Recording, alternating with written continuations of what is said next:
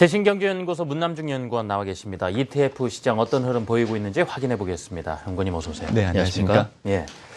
올 들어서요, 이 안전자산, 금 이야기들이 종종 들립니다. 네, 그래서 이 증시 쪽도 그렇고요, 위험자산에 대한 선호가 상당히 꺾이지 않나. 여러 가지 뭐 형성되는 여건 자체가 그런 것 같은데 글로벌 ETF 자금 흐름에도 이런 좀 성향들이 드러났습니까? 어떻습니까? 일단은 뭐 말씀해 주신 것처럼 최근 들어서 뭐 유가나 금은에 대해서는 이제 바닥 기대감이 어느 정도 좀 나타나고 있는 모습들이 나타나고 있다고 보고 있는 상황이고요. 일단은 전반적인 흐름을 본다고 하면 새해 들어서는 일단은 위험자산을 선호하는 성향이 좀 유지되는 모습을 좀 보일 뻔했지만 이제 지난주 같은 경우에는 급격하게 안전자산을 선호하는 성향 쪽으로 좀 자금이 많이 이동을 했습니다. 이제 이런 부분들이 특징이라고 보시면 될 것 같고요. 1월 1주자 글로벌 ETF 자산시장 현황을 좀 본다고 하면 결국에는 순유출 규모가 78억 달러를 좀 보인 상태고요. 선진국 같은 경우에는 이제 미국 자산이 유출로 돌아서면서 72억 달러의 순유출 규모를 좀 보였습니다. 또한 신흥국 전역에 투자하는 GM의 그 유출 전환으로 인해서 이제 신흥국은 6억 달러의 자산 순유출이 지속되는 모습을 좀 보였고요.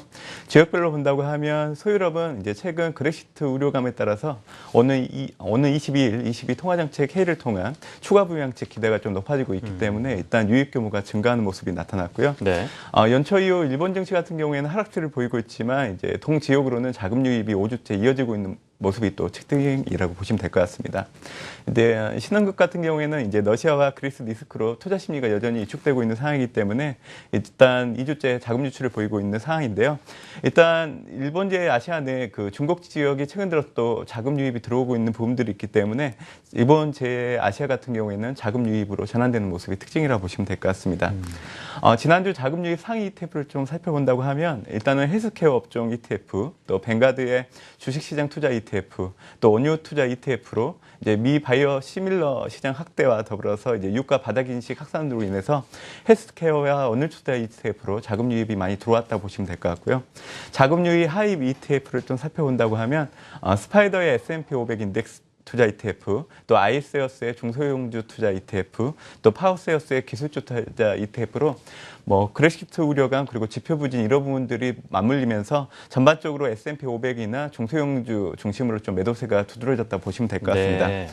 금주 같은 경우에는 이제 미국 알코아를 시작으로 미국의 기업 실적 발표가 되기 때문에 이제 투자자들의 기대감이 높아질 수 있는 부분들이 있고요.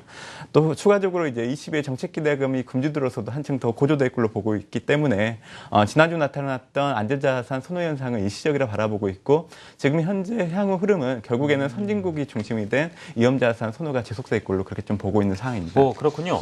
알겠습니다. 바로 우리 국내 시장도 확인해 보겠습니다. 섹터별 주간 수익률 어디가 높았는지도 궁금하고요. 하나씩 짚어주시겠습니까?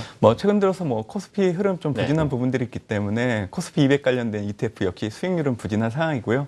오히려 연초 이후에 지금 코스닥 관련된 ETF 수익률이 상대적으로 선전하는 모습이 특징이라고 보시면 될 것 같습니다.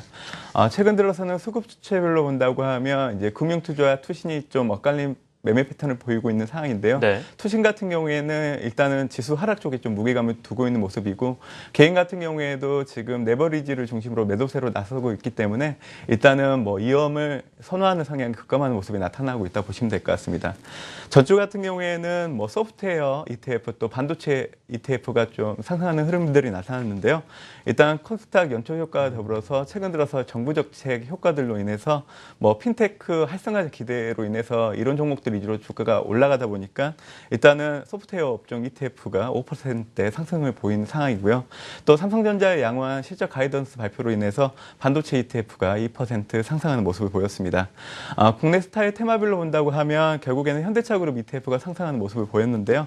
일단 현대차의 4분기 실적이 시장 기대치를 상회할 걸로 전망되고 있는 상황이고 또 분기 영업이익이 2조 원대로 올라설 걸로 바라보고 있는 상황이기 때문에 일단 자이언트 현대차 그룹 ETF가 2% 상승하는 모습을 보였습니다. 결국에는 코스닥 시장의 강세 속에서 정부 정책 이슈로 인해서 핀테크나 사물 인터넷이 포함된 소프트웨어 업종에 대한 선호가 높아진 상황이고요. 또 삼성전자 잠정 실적 발표 이후에 국내 기업들의 실적에 대한 기대감이 높아지고 있는 부분들과 함께 시선이 이런 쪽으로 옮겨가고 있는 부분들이 최근 업종이나 국내 스타일 테마 쪽에 영향을 줬다 보시면 될 것 같습니다. 자, 그렇다면 이번 주 이제 ETF 시장에 영향을 미칠 이슈들 정리를 해봐야 되겠습니다. 자산시장 핵심 이슈 어떤 것들 꼽아주셨는지요? 일단 14일 가장 중요할 수도 있는 부분인데요. 이제 22의 OMT 이혼 여부 판결이 있는 상황이고요. 또 15일 날 발표되는 이제 한국은행 금통위 또 금요일 날 발표되는 미국의 12월 소비자 물가가 중요한 변수가 될 것 같습니다. 일단 유로존에 최근 들어서 22의 국채 매입 기대감이 높아지고 있는 상황인데요. 만약에 유럽 사법재판소의 22 OMT 이혼 여부가 합원으로 판결될 시에는 아무래도 22일 22 통화정책 회의를 통해서 미국식 양적 완화가 기정사실화될 걸로 보고 있기 때문에 글로벌 금융시장 투자 심리를 개선시키는데 긍정적인 요인으로 작용할 걸로 보고 있는 상황이고요. 금통위 같은 경우에는 경제전망 수정과 더불어서 이번 같은 경우에는 기준금리 동결이 예상되는 상황입니다. 전반적으로 추가 기준금리 인하에 대한 금융환경이 좀 조성되고 있는 상황이긴 하지만 일단은 기존 금리 인하 효과에 대한 확인이 필요한 상황이고요.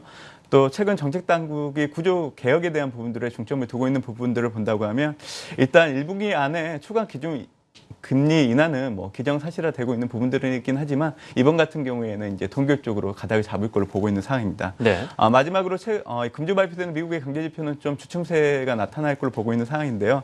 일단 12월 소비자 물가가 2개월 연속 하락할 걸로 보고 있는 상황이기 때문에 결국에는 저물가 압력이 지속되면서 금리 인상 속도를 낮추는 요인으로 작용할 걸로 보고 있는 상황이라서 결국에는 미국의 금리 인상과 관련된 이런 관심들이 향후 좀 낮아질 가능성이 높다고 보고 있는 상황입니다. 그렇군요. 자, 시장에는 어떤 모멘트로 작용을 할까도 이제 계산을 해봐야 될 것이고요. ETF 전략 어떻게 가져가 보면 좋겠습니까? 금주 같은 경우에는 이제 글로벌 투자 심리 개선이 좀 높아질 걸로 보고 있는 상황이기 때문에 국내 증시 역시 이제 삼성전자 실적 발표 이후에 국내 기업들의 어닝에 대한 기대감들이 좀 기대감 부분에서 좀 높아지고 있는 상황이라서 일단 긍정적인 요인들이 국내 시장에 작용할 걸로 보고 있는 상황입니다. 이번 주는 정책 기대감이 한층 더 높아질 걸로 보이는 유럽 투자 ETF에 관심을 가질 필요가 있고요. 특히 20의 정책 기대감이 유로화 약세, 달러 강세, 그리고 원달러 환율의 상승으로 좀 연결될 수 있는 부분들이 있기 때문에 결국에는 국내 스타일 테마 측면에서 본다고 하면 코세프 펀더멘탈 대형주와 같은 국내 대형 수출주 비중이 높은 ETF들이 선전할 수 있는 가능성이 높기 때문에 유럽과 대형 수출주 비중이 높은 ETF를 중심으로 금주 대응하는 전략이 유효할 걸로 보고 있는 상황입니다. 예, 유럽과 대형 수출주 비중이 높은 ETF 쪽으로 해보자. 지금까지 대신경제연구소 문남중 연구원의 말씀 들어봤습니다. 연구원님 감사합니다.